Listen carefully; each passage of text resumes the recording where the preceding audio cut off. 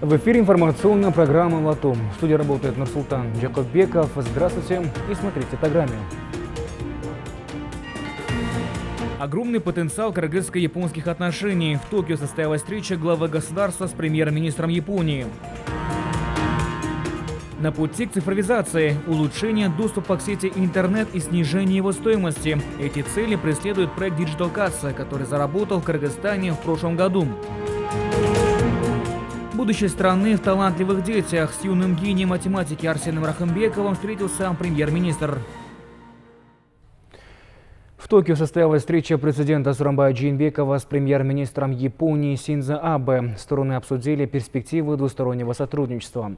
Япония и Кыргызстан разделяют общие ценности по защите прав человека и поддерживают развитие парламентской демократии, сказал Абе и подчеркнул готовность активизировать сотрудничество с Кыргызстаном по многим направлениям, в том числе и в сфере высококачественных технологий. Сооронбай Джейнбеков обратил внимание премьер-министра на большой гидроэнергетический потенциал Кыргызстана и на возможности взаимовыгодного сотрудничества в сфере малого и среднего бизнеса. В этот же день глава государства посетил головной офис и завод компании Toshiba Energy Systems and Solutions в Токио, а также встретился с руководством японской бизнес-ассоциации Ротоба. Подробности у Нургуль Саматовой.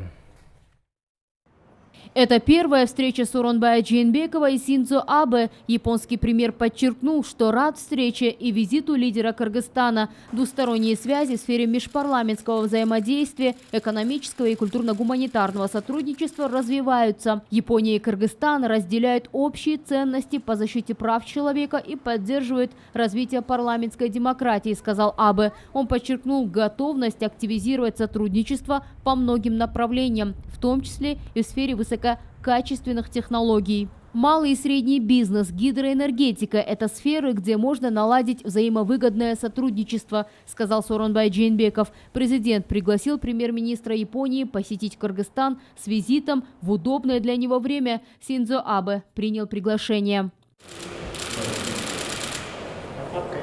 В этот же день Сооронбай Джейнбеков посетил завод Toshiba Energy Systems and Solutions. Компания является частью транснациональной корпорации Toshiba. На заводе производят гидротурбины и генераторы. Реализация инфраструктурных и гидроэнергетических проектов является важным направлением экономического сотрудничества Кыргызстана и Японии, сказал Сооронбай Джейнбеков в беседе с руководством компании. Toshiba компаниясын biz yaxshi bilamiz. Dunyojulik abroyli kompaniya. To'g'ri aytdingiz, energetika potensialimiz abdan jo'g'ri, abdan biik bizniki. Ekonomikalik öndüre turgan 10% qo'llanib o'tamiz.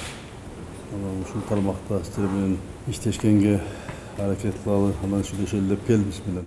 Президент корпорации Toshiba Сатоши Цунакава подробно рассказал о выпускаемой продукции для гидроэлектростанций, теплоэлектростанций, атомных станций в Японии и других странах мира. Он отметил, что осведомлен о богатых гидроэнергетических ресурсах Кыргызстана.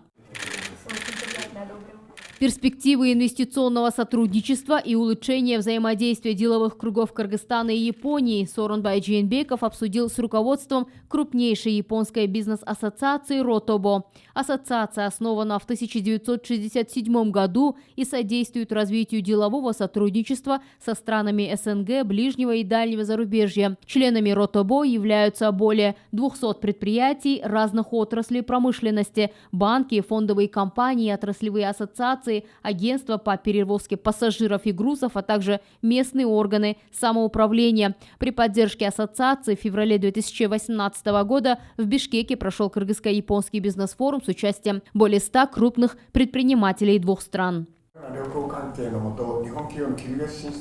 Хочу отметить выставку кыргызской сельскохозяйственной продукции, прошедшую в Японию в феврале 2019 года. На выставке также был представлен и кыргызский мед, который поражает своими вкусовыми качествами и натуральностью. Мы заинтересованы в развитии экономического обмена между странами, уверены, что наша встреча придаст дополнительный импульс в этом направлении. Сооронбай Джейнбеков отметил, что деятельность бизнес-ассоциации оказывает содействие расширению экспорта отечественной сельхозпродукции на рынке Японии. Один из успешных примеров – проект агентства JICA «Одно село, один продукт» в Иссык-Кульской области. Ассоциация Кыргызстана Японияның ортасында сауда-экономикалық байланыштарды бекемдегенге, өнүктүргөнгө чоң салым кошуп келатасыздар. Биздин азык-түлүктүн Японияга экспорттолушуна жардам берип келатасыздар. Мен терең ыраазычылык билдирем. Жыл сайын мен билем биздин алдыңкы өндүрүүчүлөр сиздердин жардам менен Японияга келип, ар кандай жарманкада катышып кетип атышат, бизнес менен таанышып атышат. 18-жылы эки форум өттү, бизнес форум өттү. Ага да активдүү катышты биздин бизнесмендер. Япония менен мамилени түзгөнгө, достук бекемдегенге, кызматташтык өтүргөнгө абдан кызыктарбыз. Ошол аракеттерди азыр жасап атабыз. Анан сиздердин ассоциация менен иштешкенге дагы биз абдан кызыктарбыз. Ошону бирге эки мамлекеттин кызыкчылыгына иштеткенге сиздерде дагы бизде дагы мүмкүнчүлүк бар. Президент поделился планами по проведению в следующем году очередного кыргызско-японского бизнес-форума. Глава государства рассказал, что в Кыргызстане принимаются все меры по поддержке малого и среднего бизнеса и созданию более благоприятного инвестиционного климата. Нургуль Саматова, Бактурсун Душенбеков, Улан Сатиев, Алато 24. Кыргызстан придает важное значение развитию отношений с Японией, которая является одной из крупных экономик мира и авторитетным участником международных отношений. Япония является главной страной-донором Кыргызстана, которая с момента обретения независимости оказала огромную помощь в развитии человеческих ресурсов, транспортной инфраструктуры и сельской местности. Между тем, нынешние торгово-экономические отношения пока не отвечают имеющемуся потенциалу, говорят специалисты. Дипломатические отношения между Кыргызстаном и Японией были установлены в январе 1992 года. В 2003-2004 годах состоялось взаимное учреждение посольств. 4 года назад состоялся официальный визит премьер-министра Японии в Кыргызстан. Визит заложил прочную основу для выведения двусторонних отношений на новый уровень партнерства. С 2007 года в Кыргызстане действует программа, по которой государственные и муниципальные служащие проходят обучение в Японии. В части развития человеческих ресурсов эта программа нацелена на подготовку кадров. С 2007 года проект реализуется, и более 200 государственных служащих имели возможность пройти обучение в Японии. Это огромный вклад в укрепление нашей государственности.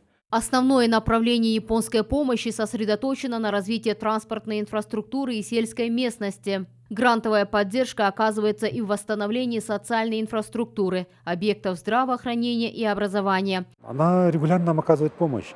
Например, многие программы помощи, не рекламируя, без всякого пафоса, без лишней рекламы.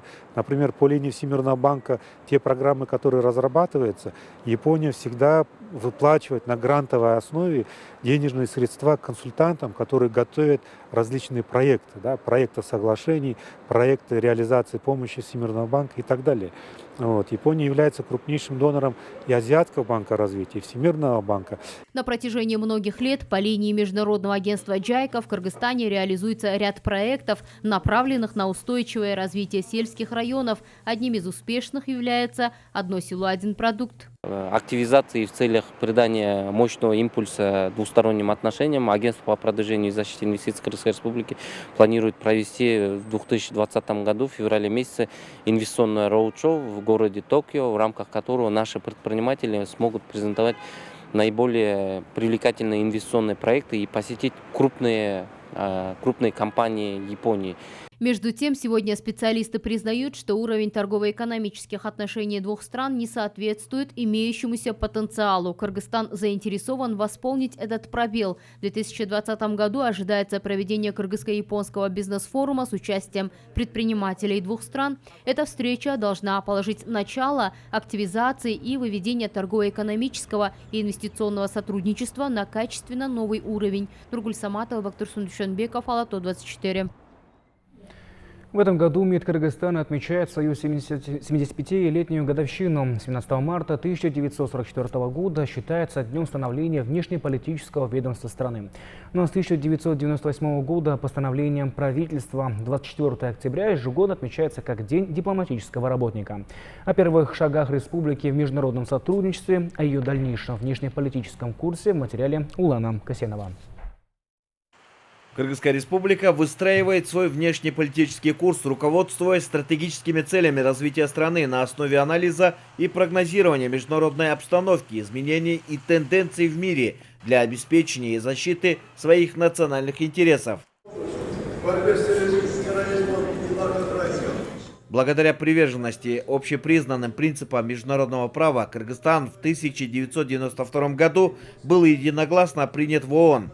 Вместе с вхождением в эту организацию страна получила еще одну возможность извещать мировую общественность о своих проблемах и позициях. Регулярно на сессиях ООН выступает со своими конкретными инициативами, предложениями, отдельные из которых находят поддержку этой организации.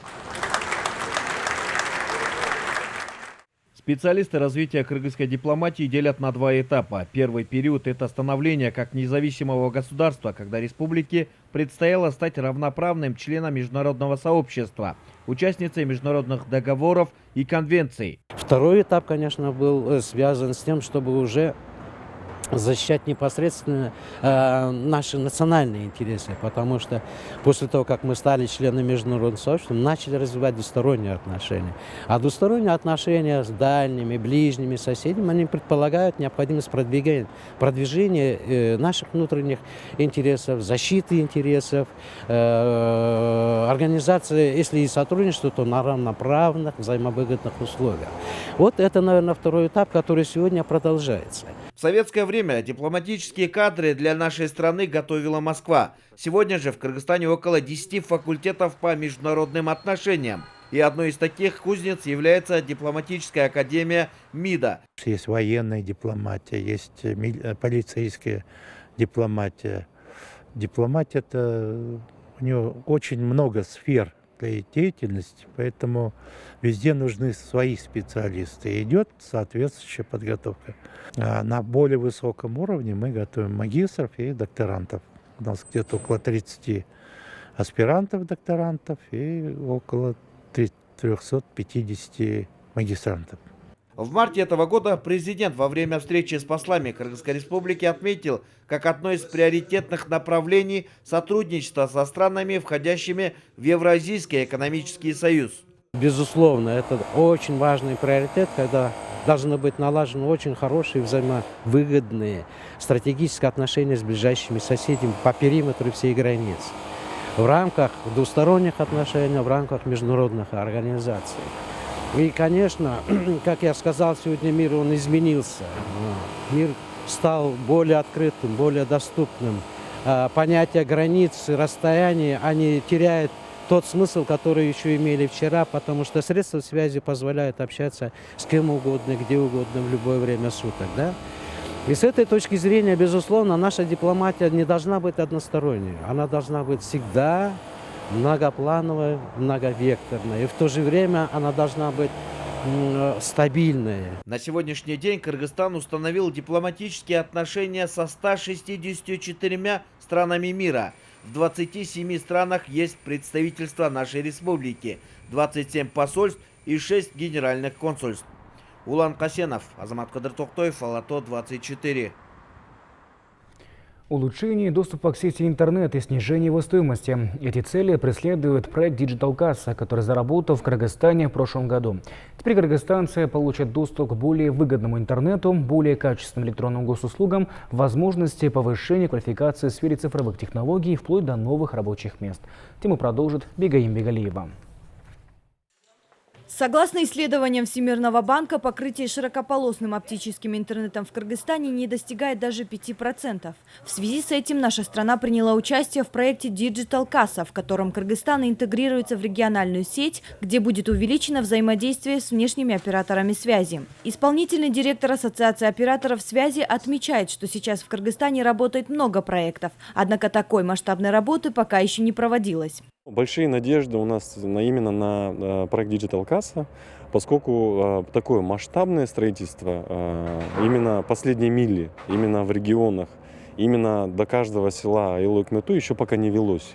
Это раз. Второе, в рамках Digital Kassa есть очень хороший компонент, полезный, это анализ текущего законодательства и устранение барьеров. Потому что, например, одно дело решить строить, а другое дело получить разрешительные документы на землю, разрешительные документы на строительство.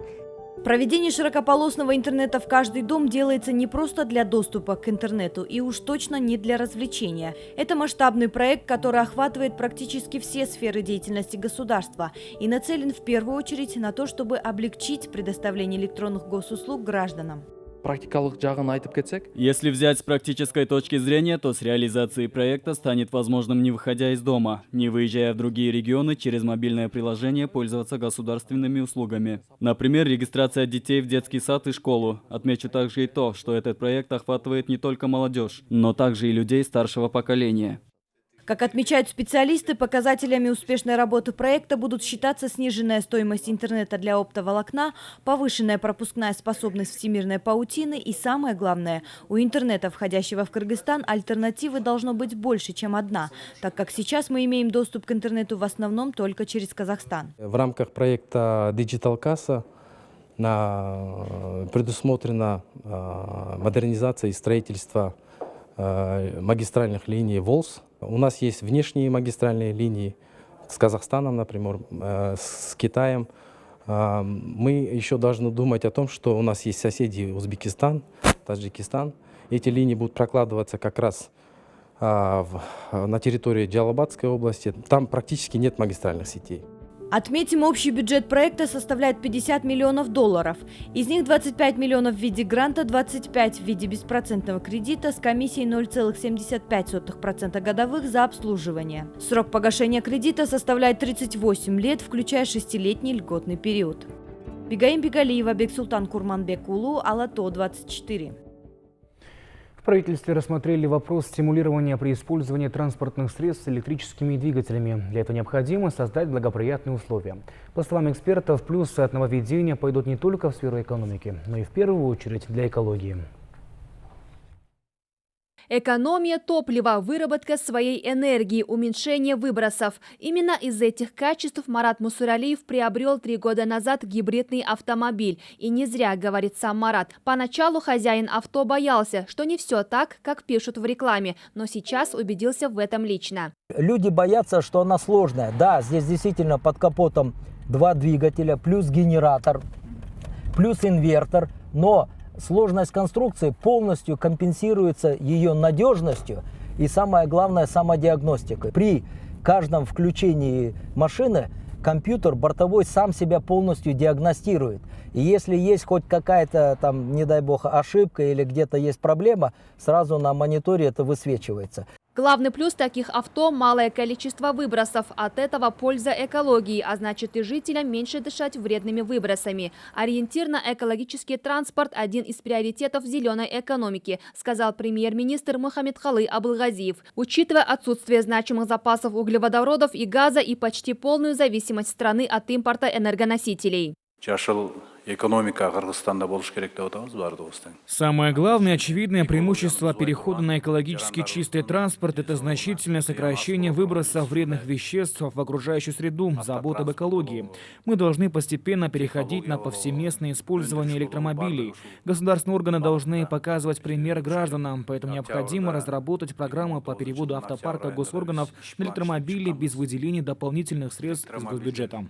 Такая инициатива открывает дорогу развитию малого и среднего бизнеса. Что касается экономического эффекта, то мы видим очень большую перспективу для развития так называемых ЭЗС. Мы привыкли к АЗС, а это электрозаправочные станции. Они, опять же, экологически чистые, пожаробезопасные, и их можно поставить практически в любом месте. На парковке, там где-нибудь, условно говоря, возле торгового центра, возле офиса, где угодно.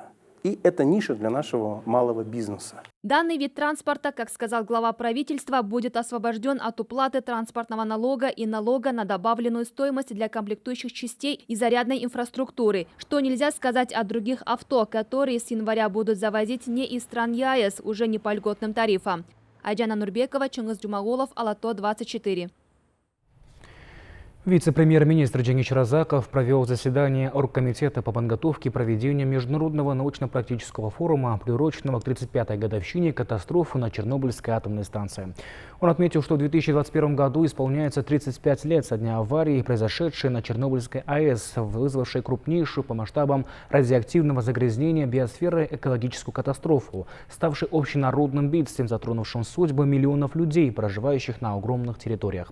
Он напомнил, что с 1986 года по 1989 свыше 3200 кыргызстанцев принимали участие в ликвидации аварий на Чернобыльской АЭС. Спасали жизни людей ценой своей жизни. Кроме того, в 2021 году исполняется 10 лет аварии на атомной станции Фукусима-1 в Японии. Разаков отметил, что международный форум может послужить хорошей площадкой для обсуждения важных вопросов, связанных с рекультивацией хвостохранилищ в республике, содержащих урановые и другие высокотоксичные отходы. Встреча глав правительств стран-членов Шанхайской организации сотрудничества пройдет в Ташкенте 1-2 ноября. Об этом сообщил генеральный секретарь ШОС Владимир Норов. На заседании соберутся премьер-министры всех стран ШОС. Приглашены главы правительств стран-наблюдателей при организации Афганистана, Беларуси, Монголии и Ирана и руководители ряда партнерских международных организаций, Межбанковского объединения ШОС, Делового совета ШОС. Владимир Норов отметил, что заседание придаст важный импульс в реализации инициатив, способствующих взаимовыгодному партнерскому сотрудничеству в регионе, ускорению экономического роста, расширению связей в сферах транспорта и энергетики, промышленности, увеличению объемов инвестиций, внедрению инноваций и обеспечению занятости населения путем расширения соответствующей договорно-правовой базы. Товары, производимые на таможенной территории Евразийского экономического союза, в обязательном порядке должны иметь соответствующие документы. Мясная и молочная продукция должны соответствовать всем требованиям технического регламента. Для этого имеется перечень документов, необходимых для ввоза и вывоза продукции. Специалисты отмечают, что страны ЕАЭС должны быть внимательны к маркировке производимых товаров. Перемаркировка, надо обратить внимание на такие вещи, что при написании наименования надо тоже надо быть очень внимательным, и чтобы это с названием можно было бы идентифицировать данные продукции. В чем причина нехватки поливной воды? Этот вопрос обсудили в Волжской области с участием руководителей Ассоциации водопользователей, глав отдельных округов, представителей крестьянских хозяйств. Мероприятие организовано Союзом местных самоуправлений. Гульбара Кинджиева с подробностями. На сегодня в республике имеется более 5000 километров межхозяйственных оросительных сетей и 23 тысячи километров внутрихозяйственных каналов. Обслуживание и эксплуатация последних возложено на ассоциации водопользователей.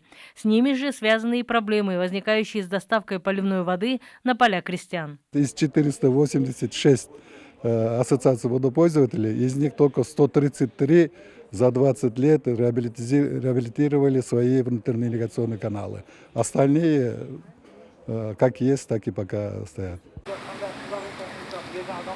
Наследство от бывших колхозов и совхозов этим ассоциациям досталось не самое лучшее. Почти 90% внутрихозяйственных ирригационных сетей изношены, а потому более 40% влаги пропадает на разрушенных участках. Это приводит к проблеме нехватки поливной воды. На сегодня цифры такие, что, например, услуга за поливную воду стоит около 700 сомов за 1 гектар за 1 год. К сожалению, этой суммы не хватает не то что на капремонта, а даже на саму услугу, то есть на нормальную оплату заработной платы, оплату налогов, транспортных расходов, каких-то офисных расходов этих ассоциаций. Мы обслуживаем жителей Аильного округа имени Исанова Ноокатского района. Проблемы с поливом у нас есть всегда. Трудно требовать оплату за воду, когда не можешь обеспечить качественную ее доставку. Получается замкнутый круг. Собрать деньги не можем, следовательно, не можем сделать ремонт сетей. А по изношенным каналам не можем доставить воду до отдаленных участков. Надеяться в этом вопросе на помощь местного самоуправления АВП не могут, поскольку являются общественной организацией, а муниципалитеты, согласно букве закона, не имеют права их финансировать. К тому же взвалить на свои плечи такую обузу готов не каждый аильный округ, поскольку большая их часть сама сидит на дотациях государства. Я считаю, что этот вопрос сложно будет решить силами местного самоуправления. Необходима подпитка из республиканского бюджета, это раз. А во-вторых, надо менять работу АВП. Многие из них не знают своих функциональных обязанностей и ограничиваются лишь сбором оплаты за воду. А надо работать с людьми. В ходе обсуждения участники высказали свое видение решения данной проблемы. Напомню, такие общественные обсуждения пройдут во всех областях страны. По их итогам инициативная группа намерена обобщить предложения и направить их правительству и Жогорку Кеңешу. Гульбара Кенжеева, Муктыбек Турдубеков, Алату 24, Ошская область. Проект «Чистая вода» реализуется в ряде сел Житойгурского, Аксуйского, Томского и Тюбского районов и Цикульской области. 4 из них строительные работы будут завершены до конца года и не будут обеспечены чистой водой. Тему продолжит Айджан Нурбекова. В 7 селах Иссык-Кульской области до сих пор не решен вопрос с чистой водой. Уже к концу года эта проблема будет полностью решена в селе Ойбулак Тюбского района. Для полной реализации проекта Тазасу в селе Ойбулак выделено 27 миллионов сомов. Строительство завершено на 50%. До этого местные жители вынуждены были пить воду из реки. Мы пьем воду из арыка, летом ее почти нету. Иногда привозим воду из соседней деревни. Те, у кого нет машины, сильно мучаются. К тому же дети часто болеют. Теперь реализуется проект, и проблема с чистой водой будет решена. На некоторых труднодоступных участках идут работы. Мы уже привезли специальный экскаватор и водопроводные трубы. Уже через 2-3 дня работы будут завершены. В этом году в 4 селах Тюбского района реализуется проект Тазасу. Самая трудная ситуация была в селах Корумду и Ичкесу. Проект охватил и эти села. Однако сельчане будут обеспечены чистой водой лишь в следующем году, так как проводятся строительные работы. Вынуждены пить воду из арыка, хотя она не чистая. Так как мой муж водитель, он привозит воду из других сел. Теперь надеемся, что совсем скоро будут завершены строительные работы, и мы будем пить чистую воду. В данный момент пришли сейчас уже трубы пластиковые 3 километра. Мы думаем, что за это вот теплое время, погодные условия, постараемся их уложить, людям дать воду. Кроме того, в этом году на территории области был реализован проект «Чистая вода» в 7 селах. В этом году планируется завершить строительные работы в 4 селах. В этом году в селе Ойбулак Тюбского района будет реализован проект Тазасу. Кроме того, проект охватил село Тосор Житойгурского района, село Шорбулак Томского района и 2 села Турасу.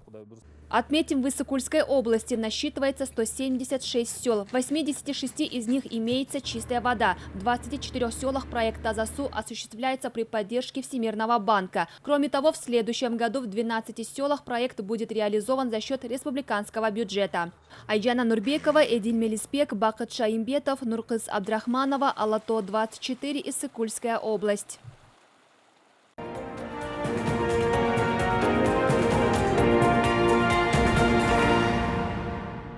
Подписан меморандум о взаимопонимании между Российской Федерацией и Турецкой Республикой. Согласно документу, страны обязуются вместе бороться с терроризмом и противостоять сепаратистским устремлениям на территории Сирии. Кроме того, по итогам 7-го саммита глав государств Совета сотрудничества тюркоязычных стран принята итоговая декларация, в которой страны Тюркского совета выразили поддержку операции вооруженных сил Турции «Источник мира».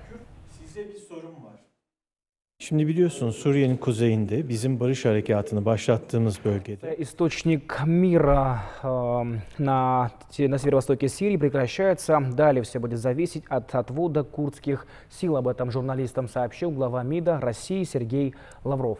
На брифинге для прессы Владимир Путин заявил, что переговоры с Реджепом Таyyипом Эрдоганом позволили выйти на судьбоносные решения по Сирии.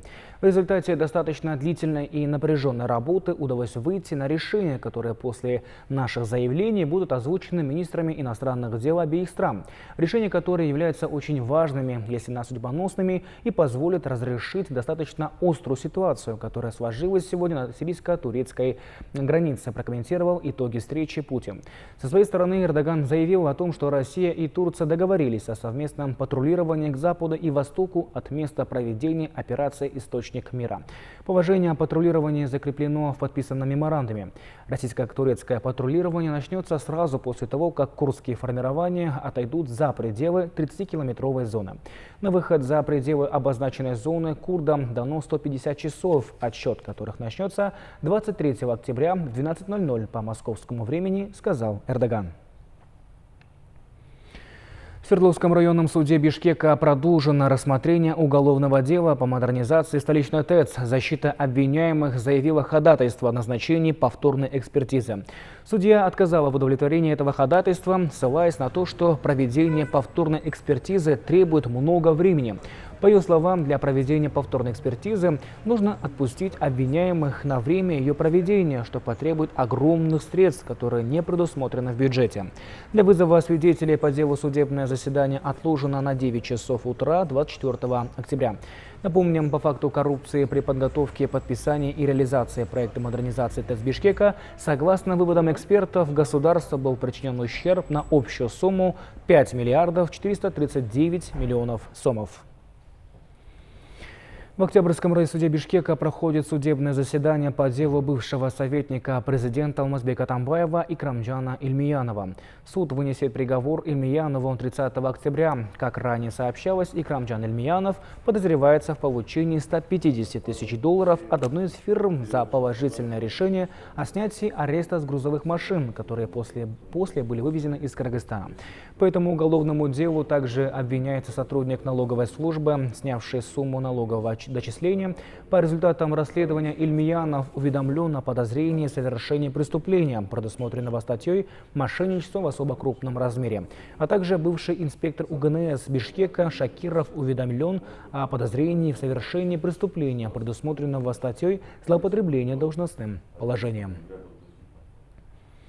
Конституционная палата начала рассматривать обращение сторонников Алмазбека Атамбаева о незаконности снятия с него неприкосновенности.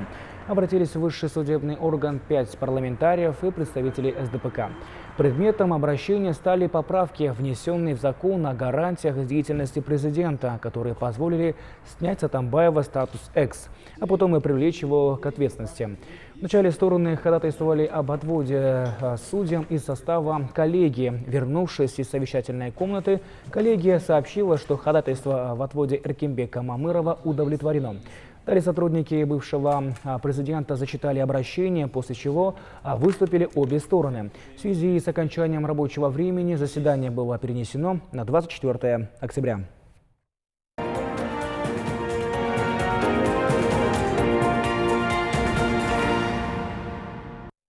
Каждый второй из нас хотя бы раз удивлялся тому, какие дети сегодня растут. Они шустрее, быстрее, прозорливее и даже умнее предыдущего поколения детей. Вот один из них. В свои 13 лет Арсен Рахымбеков получил народное звание «Мальчик-калькулятор». Он получил признание не только кыргызских зрителей, но и всего СНГ. О чудо-ребенке в следующем материале. А сегодня Арсена принял глава правительства Мухаммедкалы Абылгазиев. За чашечкой чая мальчик поделился своими успехами, а премьер-министр, выразив восхищение его талантом, пожелал не останавливаться на достигнутом. А государство будет продолжать создавать условия, чтобы наше молодое поколение получило качественное образование, потому что это залог светлого будущего нашей страны, сказал премьер. Ты еще совсем юный, но своим трудолюбием, упорством уже показываешь пример всем детям нашей страны, как нужно стремиться к новым знаниям и к новым победам. Ты смог заслужить высокую оценку и признание огромного количества зрителей. Твои успехи в очередной раз подтверждают, что современные дети Кыргызстана очень развиты интеллектуально, открыты, коммуникабельны. И учителя должны раскрывать весь потенциал детей, давать им нужные знания, правильно мотивировать их к изучению языков. Премьер-министр также поблагодарил маму и тренера Арсена за большой вклад в его успехи. Глава правительства пожелал Арсену больших успехов и вручил памятные подарки. Аяна Дюшикеева, Азамат Джапаков, Алато, 24. Сотрудники военной прокуратуры оказали гуманитарную помощь Бишкекскому дому малютки в виде памперсов, порошков и мыломоющих средств. Сейчас в детском центре находятся свыше 50 детей до 4 лет. Военная прокуратура консультируется с работниками других учреждений о необходимости оказания такой помощи в благотворительном порядке. Мы выясняли, каким организациям можем оказать, и установили, что есть центр, реабилитационный центр детей и семьи, который находится вот здесь, на Белорусской 121. Приехав, мы узнали, что требуется. Сегодня привезли, вручили. Я думаю, что мы будем тоже оказывать, значит, в дальнейшем. С каждым годом, вот последние 3 года мы когда прослеживали, поступление детей увеличивается. Скорее всего, за счет семей, которые находятся в трудной жизненной ситуации. У нас есть дети, репатриированные с Российской Федерации, но уменьшается количество детей, пребывающих у нас в центре, за счет вот упрощения усыновления, удочерения для граждан Кыргызской Республики. Это вот по заданию президента. И к этому часу у нас пока все. Оставайтесь на общественном Первом канале.